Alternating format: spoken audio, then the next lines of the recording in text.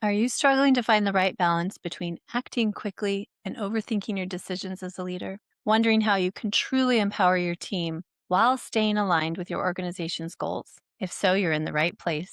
This is what our conversation is about today. In this episode, I'm joined by professional development career coach Laura Leach, a specialist in coaching mature women in tech and also guiding grad students in international affairs and public policy career paths. Together, we explore the critical theme of acting intentionally in leadership.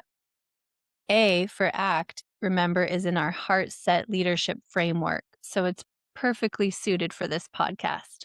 We talk about the pitfalls of fail fast startup cultures to the communication strategies that keep teams aligned and energized. Listen in for actionable advice on self driven career growth, effective delegation, and leveraging your mentors, coaches, and professional networks. Whether you're eager to accelerate your leadership journey or unlock greater clarity and purpose for your team, this episode delivers practical tools and thoughtful perspective on how to act as a leader and how to take control of your own career. This is the HEARTset Leadership Podcast. We're here on the beat of modern leadership to help you crush your goals without crushing your soul or your teams.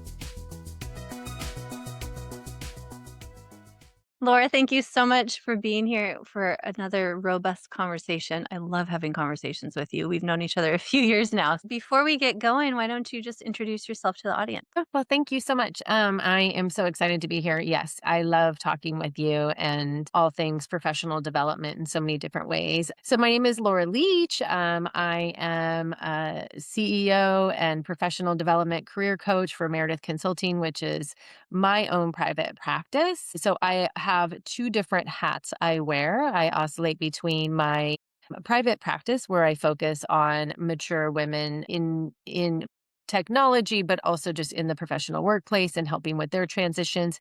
And then I also wear a hat where I focus on master in international affairs and public policy for a school here in San Diego and focus on grad students and getting them off into the world. So have these two different hats that I like to wear, especially when it comes to like transforming leaders and some of the areas that I know we'll talk about today. You have such a similar background to me where you were leading teams, you grew your own career, and then you pivoted into coaching and a lot of career transitional coaching. So talking really in depth with people of like, what did they like about that leadership role? What do they not want to go into in their next leadership role? So I think you and I have this beautiful place that we get to have those robust conversations with people about what works and what doesn't work in the workplace for leaders in particular. Sure. Yeah. Yeah. Yeah. I think I have a handful of clients and friends who have stepped away mid career and said, I don't want to be in a leadership role anymore. I really want to just be an individual contributor. And that happens, I think, more often than people realize. Yeah, there's obviously a lot broken, which is one of the reasons we're here to talk Yeah. about what is broken and where can we fix it or move on or evolve the workplace. So that's my big hope for the next generations of leaders is let's keep evolving this thing that we call work because it is definitely broken. Yeah, for sure.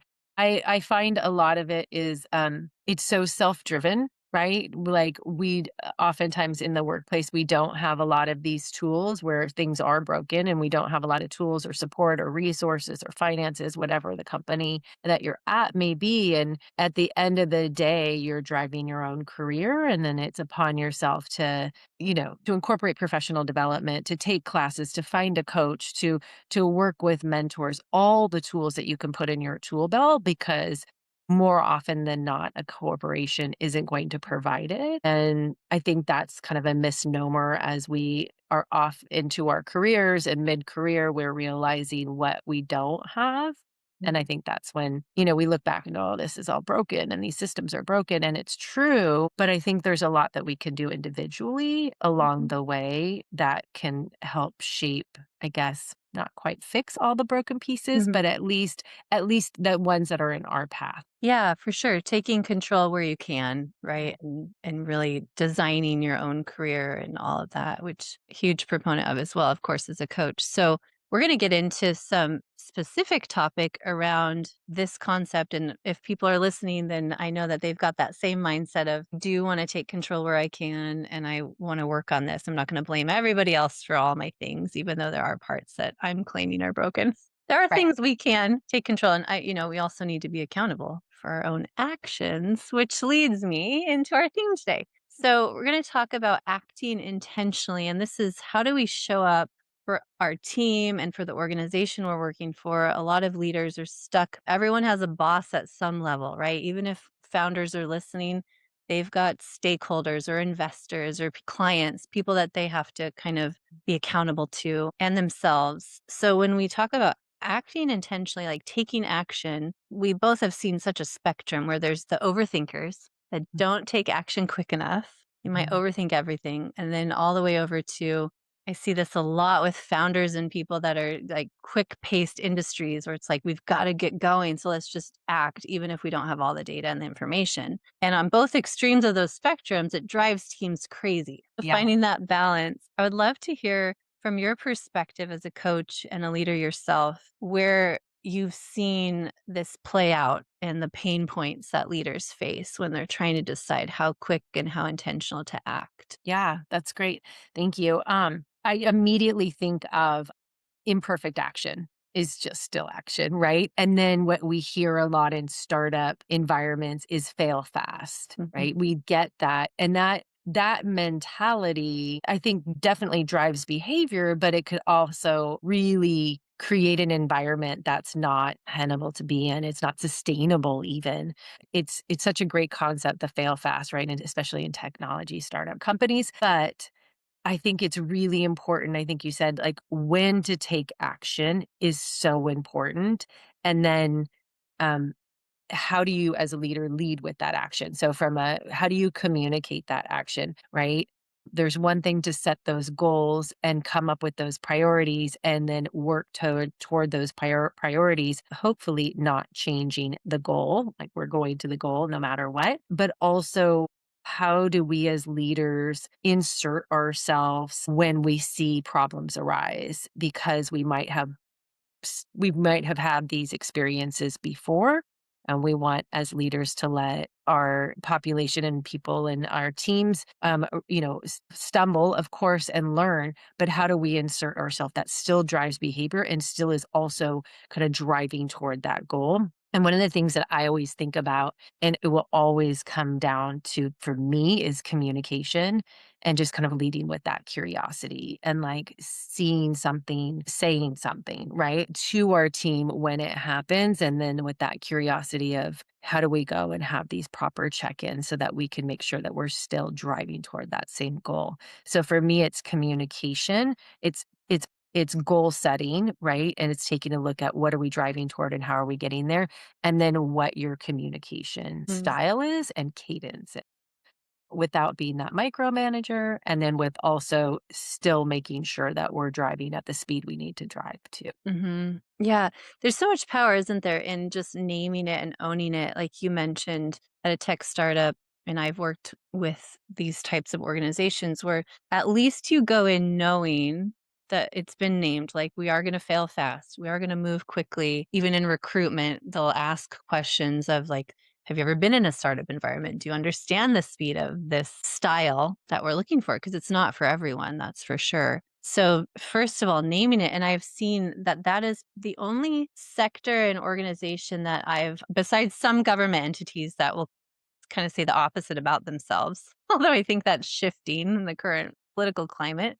Yeah. Government is also changing a bit with how their action is. But anything in between those two kind of extreme scenarios, I don't hear a lot of leaders even understand what their cadence is and naming it for themselves, right? So, as you work with leaders, where do you see this? Do you have any examples or for yourself, even of what you've experienced around like understanding what your default is as a leader and being able to kind of name that for your team so they have expectations, right? Sure. I mean, I think that's where this like self development and self improvement comes in, right? I think before you even step into a people manager role or a leadership role, is understanding how you communicate and then also understanding how your team needs to be communicated to, because we might have very different learners, very different listeners, very different participants, or we have remote and disparate type of teams throughout, globally even. And so understanding yourself and then also what your team needs is to me fundamental. And I think that's kind of the foundational work of the communication. And I think even more so, and it doesn't always happen, is hiring to that, right?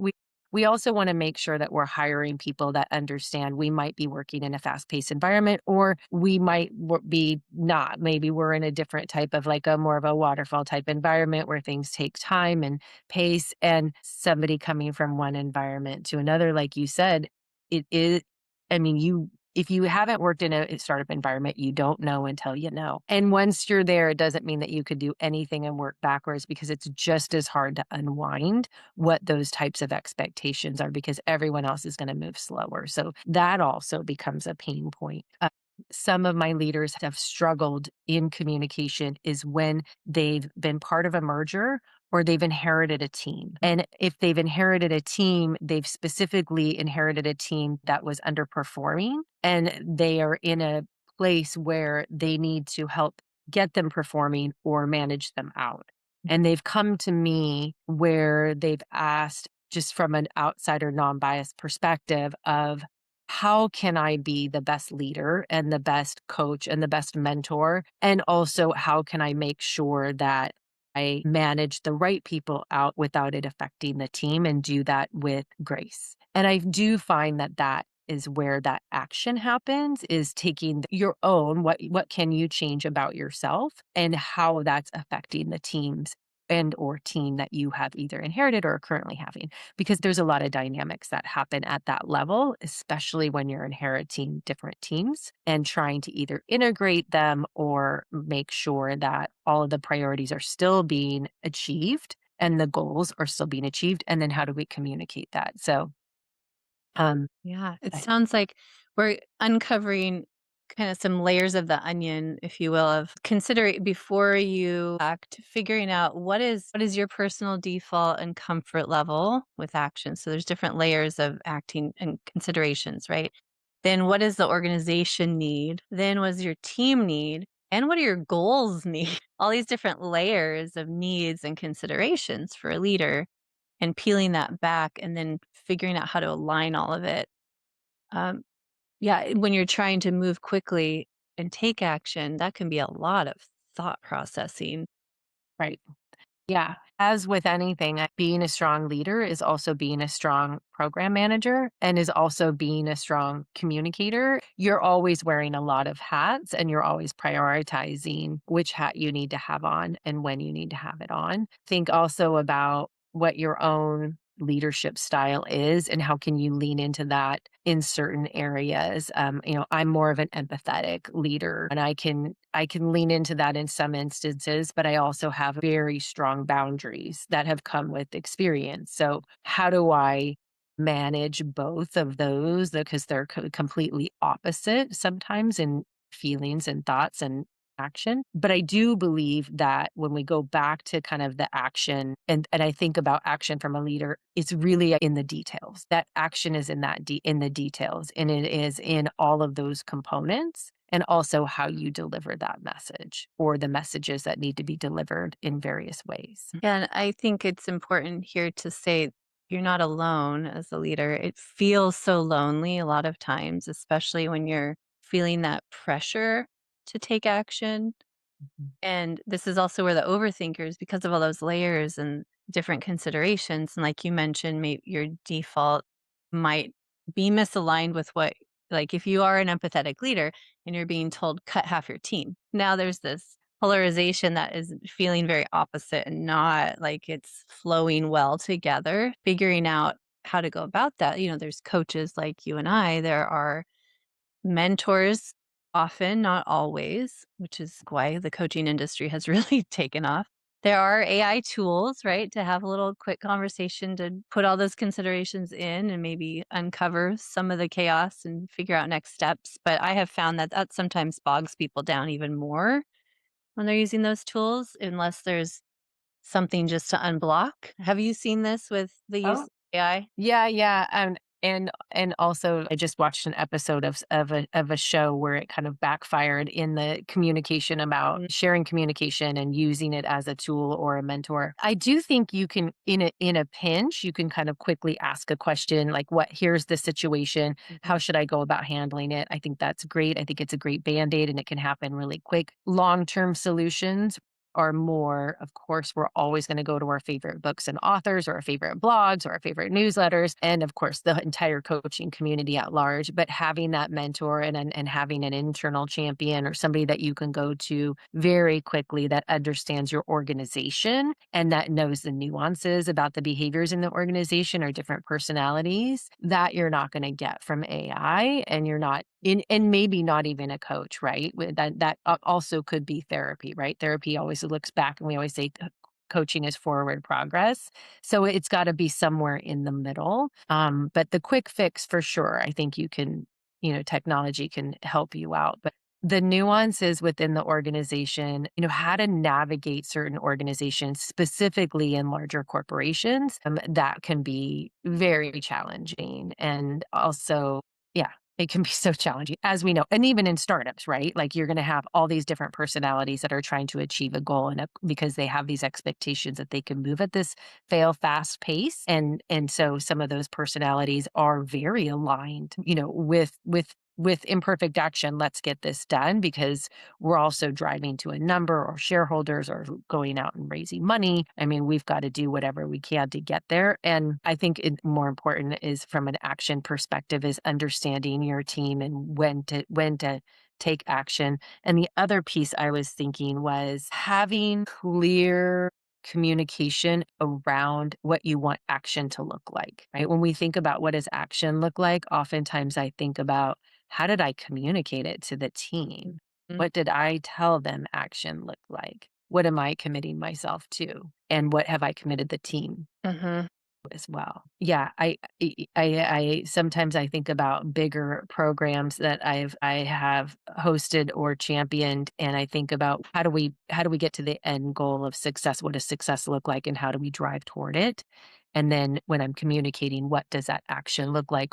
What are we all communicating? What are we all taking on, and the pieces of that particular project or program? Yeah. I'd love to hone in a little bit more on this communication part because I've seen it time and time again. And I experience this with my clients too. And we're talking through a scenario or some pressure at work they're going through and trying to sift through on next steps and should they take action or not. So often, and when I was in the workplace, especially in mid management roles, you come out of a meeting with senior leader or someone that is driving a strategy and you think you have a lot of action to do, right? We've seen this in research too, where a team will pivot completely to a new action item when it was never actually an action item. It was more of brainstorming, or leader was just talking through a potential thing, but they didn't actually mean go and run with it. Have you seen this in your career as well? What do you recommend for those leaders when they're in those meetings to understand what is an action item and what isn't?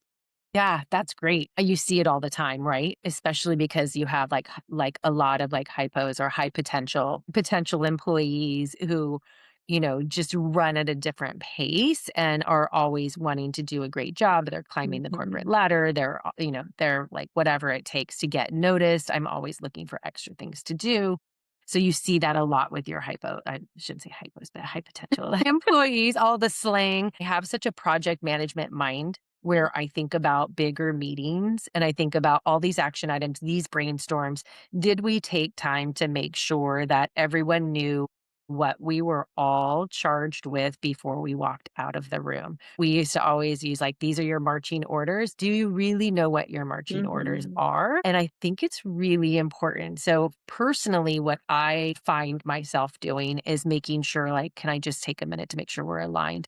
I do that in bigger meetings. I do it in follow up. And I also, I think I use the word aligned a lot in my daily life, including with my clients. I just want to always make sure that I'm aligned and here's what I'm committing to. before I hang up this call. I think it's very important to like incorporate in a habit. I was just on another call and I did say, this is what I'm planning on doing, this, and this. Is that anything else am I missing? Before I hung up, I wrote it down and here I am on this call. So I know what my marching orders are that I need to go. That's something that I've incorporated in my own world, both personally, professionally, in all the hats that I wear, is asking clarifying questions, Mm. making sure that there's alignment, and oftentimes even, saying it back. We Mhm. talk about this in interviewing often, right? Before the end of the interview, would it be okay if I summarize everything that I said? And, just to make sure that there's alignment, because I want to make sure I understand what problems we're trying to solve. Super easy to say. And I think that has been so ingrained in my interview training from a coach perspective. I have that as a leader in my life all the time. But I think it's Love it. important. Yeah, love it. So you're honing in on really where to create clarity with all of the conversation and how to eliminate assumptions. And that is something, especially on the overthink side of that pendulum swing, that I see a lot. Overthinkers will make a lot of assumptions, right? Oh, I have to do this and this and this and this. Like, and have you talked to your leader about that? We talked to that senior leader about that and shown them what is on their plate and had that conversation. So even after the fact, I love what you're saying, like how to summarize a call, how to get alignment. That's a great word to use. Making sure we're aligned on these action items. I'm going to commit to these things. Love all that. And a lot of times we leave a meeting and then later think about, oh, wait, I didn't get that clarity. Mhm. Right. So going back and getting the clarity is so important at that step, isn't it? I do think so. And then we have tools, right? We have Zoom AI, we have Calendly AI, we have Phantom a note taker. We have these tools that will summarize a conversation and make sure that there is priority or at least those action items. It's a really great way. And I don't want to like push out a whole bunch of technology, but you can connect some of your technology if you're all on the same platform where your Zoom AI or any of your AI tools from your video meetings can be summarized, can be put into like your Clockify world. And that could also look at your calendar and put those projects on your calendar as hold spaces. Mm. So there's ways that you can incorporate technology that can be really helpful. I also, I'm a handwritten binder kind of a girl, old school, but it's really important for me to make sure that I have those action items. I think when we think about action and we're as a leader, we're making sure that all of our action items we have delegated properly Mm. with not only your action, but is there an end goal? Was it time bound? Mm. How will I know? How am I going to measure success? Because ultimately, as leaders, it's all on, right? It rolls back upward. And so, how am I going to define success with that particular even action? How will I know if it's done? How will I know if it's done properly? And then how do I reincorporate that back in to the bigger plan? I think clear, actionable steps is like the number one communication tool that any leader needs, even with themselves. Yeah, absolutely. You're so right. And why are we doing it? Like, there are team members that will ask that a lot. And then some teams that will just run, but they don't know if it even leads into their KPIs. It might be the antithesis of a KPI, but they didn't slow down. So this whole cadence piece is so important too, right? And slowing down to speed up later, taking that time for clarity, I think, in no matter what we're doing in life and even job search as you're transitioning, if you're like, okay, I'm not at the right organization, it's not aligned for me, I want to change, finding that clarity before you go to the job market. So everywhere we look, clarity and communication Mm. tend to be the top of the list. So as we're talking about taking action, figuring out what is the right cadence, getting clear on that. Are these action items aligned to our KPI? Right. Does my leader know what I'm working on? Do my subordinates, do my team members know what they need to be working on? And then, of course, a lot of times what they're working on filters up to us, and then we have to make a decision on it. Yeah. Right. And I also think, is what I'm doing now just stuff, or is Mm. it really going to help me move up?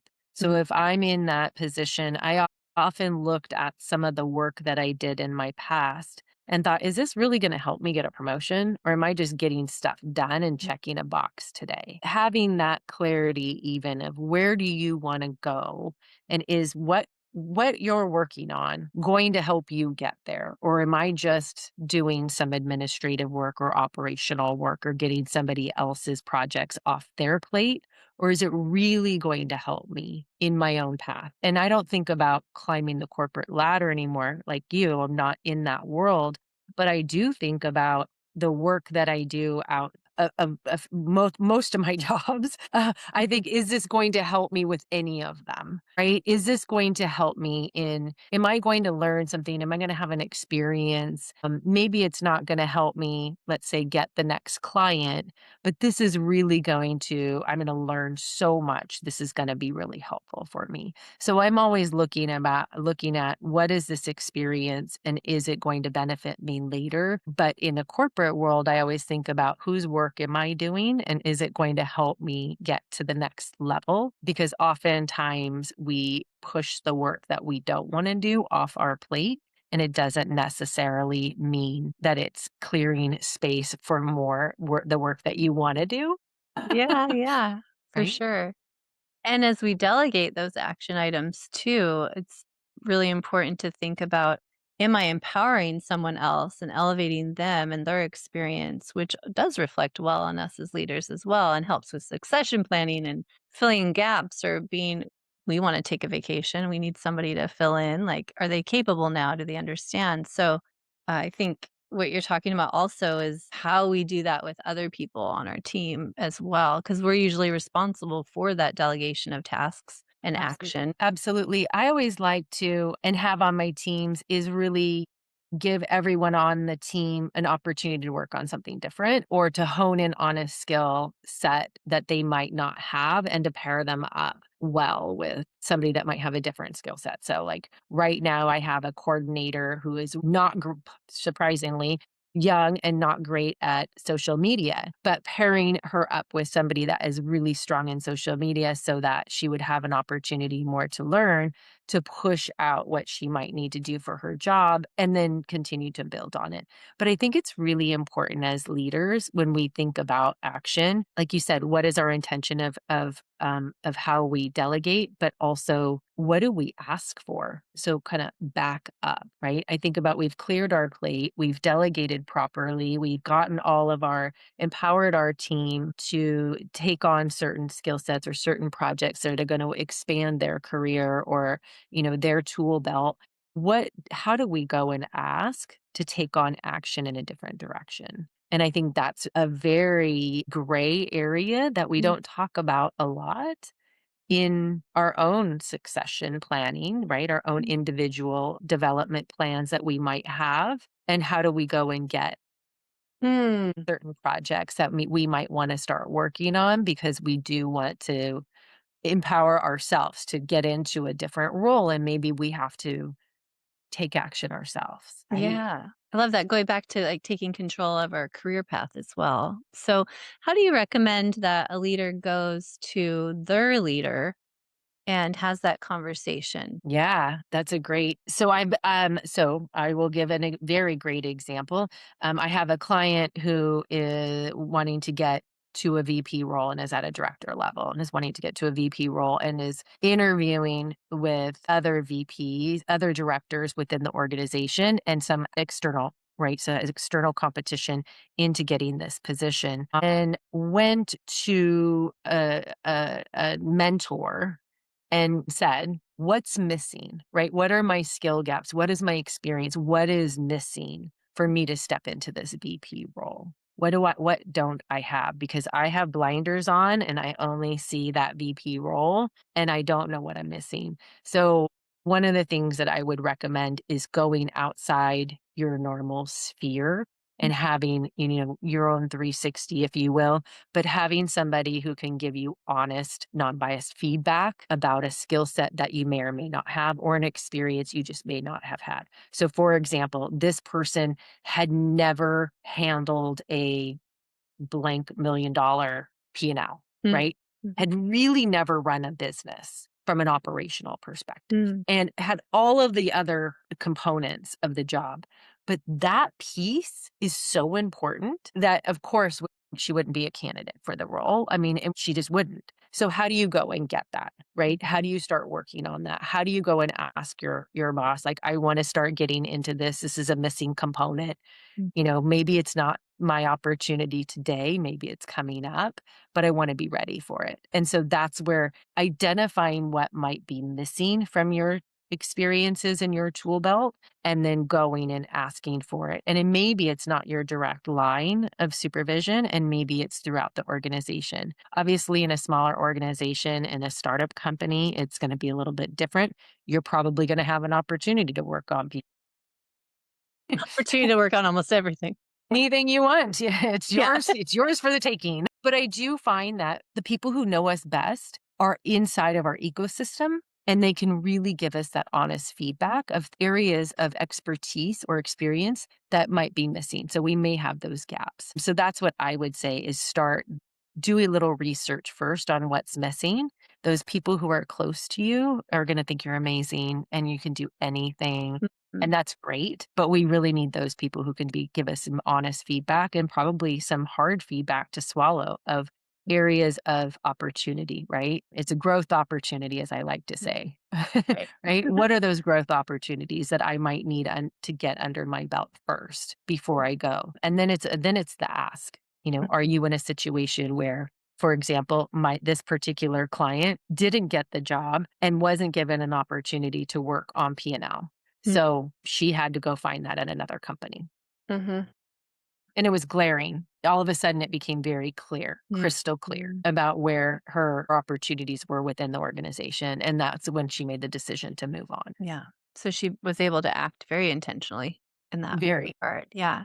And the theme that we're uncovering today really is like, don't act alone. Get that feedback, talk to other people, get clarity, make sure that the cadence aligns with everyone that you're working with, your team, and those that you're working for, and the organization, and understanding that. Yeah. So it's all through communication for sure.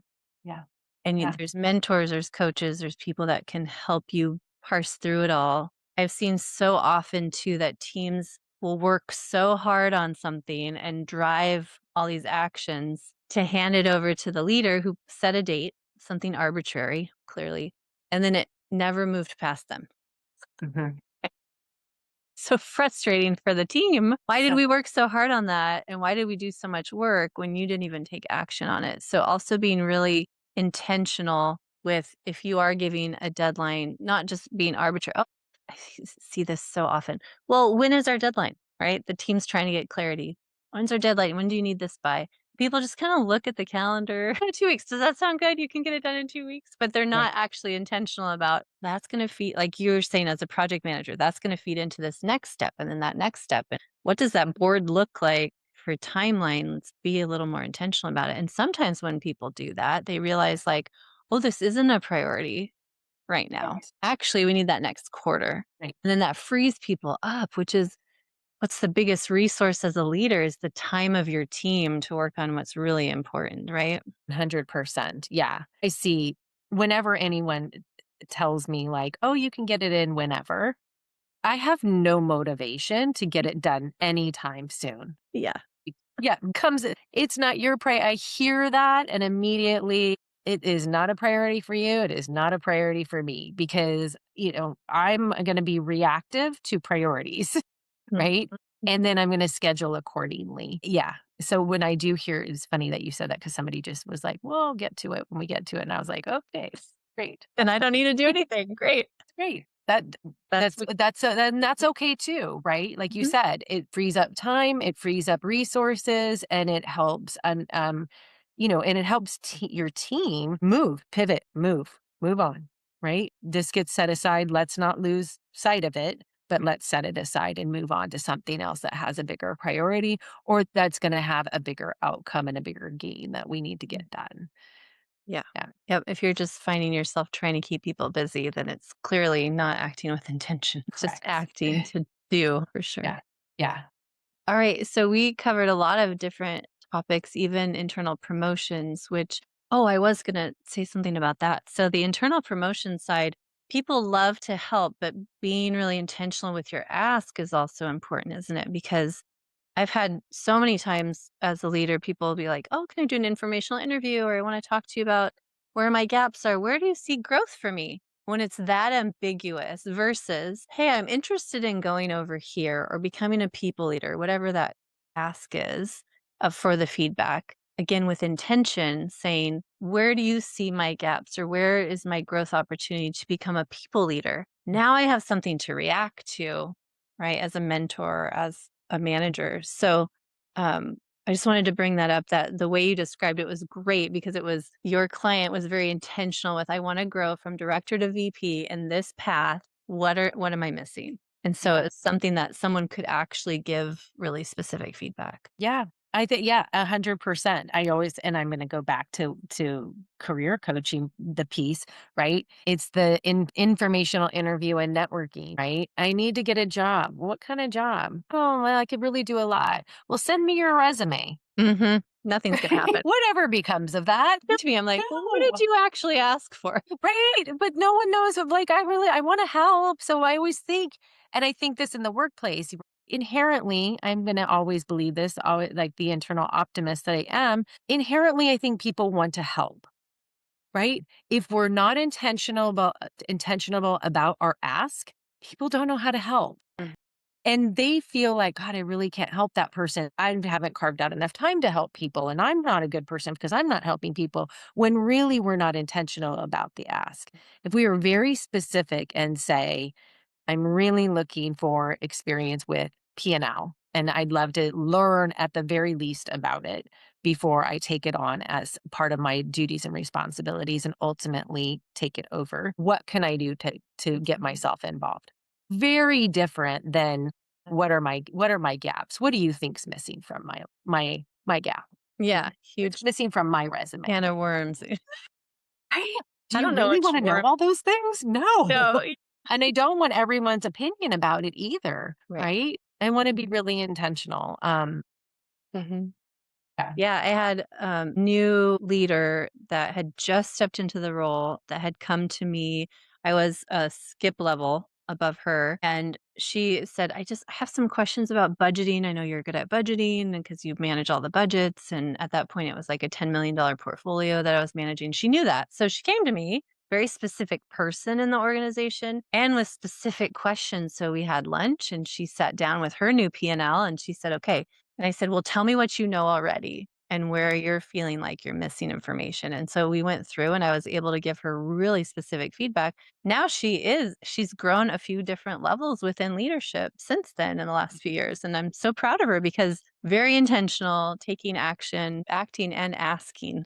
Right? Are really important. I have another coachy friend of mine, and she said something about, she brought her daughter to a leadership conference and had brought her over. And it was a women's leadership conference. And it was like she had brought her the second year and she's a little bit older. And she said, I love looking through her eyes, right? I love seeing what she's seeing and watching what she's watching. And she said, it was so cute and it's just stuck in my head. She said, leadership is caught, it's not taught. I hope my daughter catches some of the leadership that she sees today and over the next few days. And it stuck with me because Mhm. I think it's so true, Mhm. right? Leadership isn't caught. Like yes, of course, we are around really good leaders. We want to emulate some of them. We learn certain behaviors. We learn about action from some of our really good leaders and managers and supervisors. And we can teach certain pieces of leadership, right? But we have to take what we learn, right? We have to take the pieces that we learn that make us the leaders that we are. Again, like, right? There's so many tools we can use. Yeah. Who do we see? Mhm. And sometimes it isn't our direct line manager or direct supervisor or leader. Sometimes that is other people within the organization or outside the organization.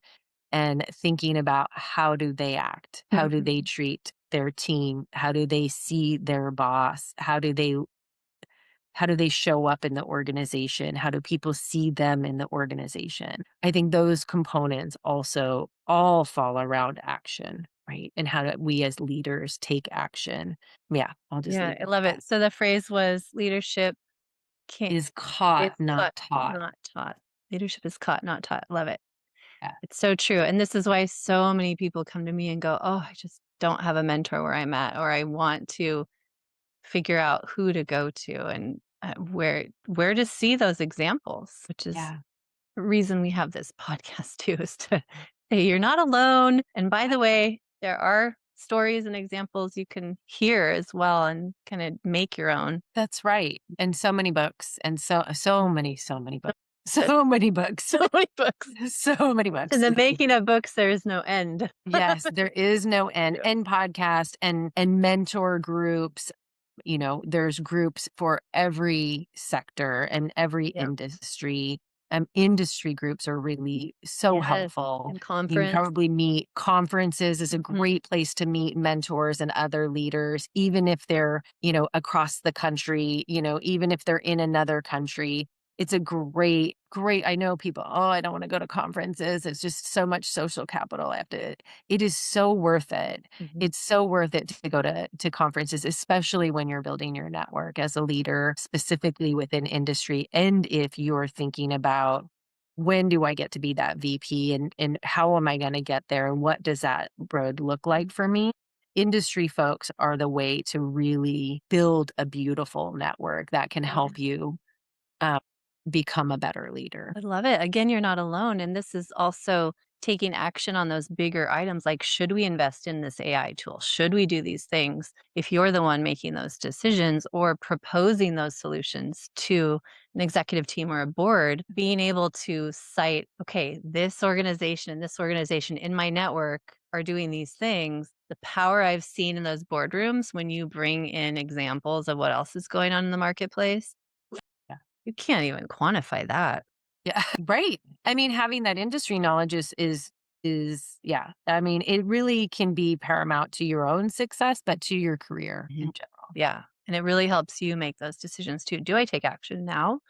Or maybe other people took action, it wasn't a good idea. I mean, it happens Yeah. both ways too, doesn't it? Yeah. And so much professional development can happen within within associations. And then, there's so many tools available, Yes. right? I think again, it's going to go back to it's really up to you because so many companies, especially startups and young companies, but even the bigger organizations, they don't have their learning and development team can only do so much if they have a learning and develop L&D team, Mhm. right? They can only do so much. Um, Uh, but but these are important. Like this is the way we fill it. This is the way we yeah. continue to develop ourselves and take it upon ourselves to grow our own careers and grow Mhm. ourselves. We have to hold ourselves accountable for our own growth Mm. because there's not a lot of organizations that have the resources and the capital to Yeah. polish you up. Well, and people say all the time, "I can do that role. I can get promoted. I can do it. I can do it. I can do it." And I have no doubt that they can do it, especially if they want to do it. And why would an organization or a team invest in you if you're not investing in yourself? And people will look and see, well, what have you done to get ready for this role? That's right. Yeah, because we haven't. We don't have that, right? Most organizations don't. You and I as career coaches, we know where some of those bigger gaps are. And a lot of those gaps are between individual contributor and people manager. Yeah. A lot of that, a lot of Mhm. coaching, executive coaching, professional development happens at director and above and doesn't happen, at individual contributor to director. I mean, there's such a big gap there, which is where this comes in, where Mhm. podcasts like this comes in, Yep. books come in, associations come in, all the tools that you'll have to like put together yourself as you're growing your career. Mhm. It's so important. But I do find working with grad students, they are under the impression that a lot of companies have these tools and resources available. Yeah. Myth bust. Sorry. Great when they Yeah, do and take advantage for sure when they do intentionally, right? Take advantage. right. Yeah. Yeah, your career is your own. Yeah, you have to kind of take it upon yourself to make the best of it, right? take the right action with intention. But I think we talked at the beginning is, it's all going to come down to curiosity. It's all going to come down to how do I want to be a good leader? Mhm. What kind of leader do I want to show up? Like, how do I want to show up? How do I want to be? How do I want people to see me? What part of them do I want them to see? And then how am I going to grow to get there? Yep, Right. Yeah. absolutely. Curiosity, not assumptions. Yes. Get clear, and don't do it alone. Yes. And don't do it alone. Yeah, Yeah. love it. Oh, thank you so much, Laura, for your You are time so and welcome. conversation. I knew we wouldn't have enough time, but to wrap us up. It's okay. We'll So, we'll talk again for sure. yeah, oh, yes, for sure. I really appreciate it. And you have a gift for the audience too. Do you wanna talk about that really quick? Yeah, so I think you'll put it in your show notes, but Yep. I am going to give 25% off my coaching services to anyone that books a discovery call. The link will be in your show notes. And if you just put the word heart in the notes in your Calendly booking, I will know that you will have a discount for listening in, tuning in, and hopefully growing with us. Yeah. Love it. Thank you so much for that. Such a great deal. Coaching is not always accessible to everyone, so that hopefully will help people make it more accessible. Love it. Thank you for everything today. It's been amazing as always. So much fun to talk to you, Lisa. I could do this over and over and over again. So hopefully I'll come back and talk about another piece. Let's do it. We'll do it. Thank you so much, Laura. You're welcome. Thank you so much for joining today's conversation. Before you go, don't forget to hit that subscribe button and to leave us a 5-star review in support. If you would like to take this conversation further and continue strengthening your leadership heartset, check out heartsetstudio.com and subscribe to our Heartwire newsletter.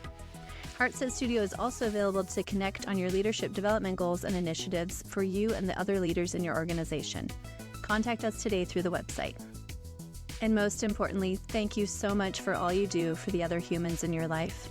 We know that you show up with heart time and again, and it is most appreciated.